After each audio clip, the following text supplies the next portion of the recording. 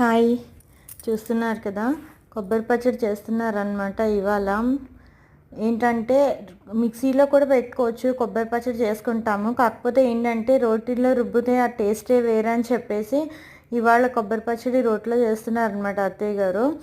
ఏంటంటే ఈ కొబ్బరి పచ్చడి ఇలా రోట్లో రుబ్బింది చాలా బాగుంటుంది అనమాట. అంటే రుచి బాగుంటుంది, కచ్చాపచ్చాగా వచ్చి అరోమా చూడడానికి కూడా బాగుంటుంది అనమాట.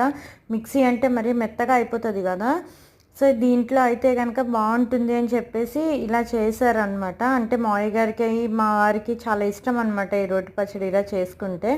అందుకని చెప్పేసి ఈ విధంగా ఇవాళ అత్తయ్య గారు ఇలా రోట్లో చేశారు. నేను నేను రుబ్బుతానన్నాను, బట్ ఏంటంటే చెయ్యి ఎక్కడ నలిగిపోతుందో అలా తోసేటప్పుడు చేసేటప్పుడు చెయ్యి నలిగిపోతుంది అని చెప్పేసి ఆవిడే రుబ్బేశారు అనమాట. ఈ విధంగా ఈరోజు మా ఇంట్లో రోట్లో రుబ్బిన కొబ్బరి పచ్చడి, రోటి పచ్చడి.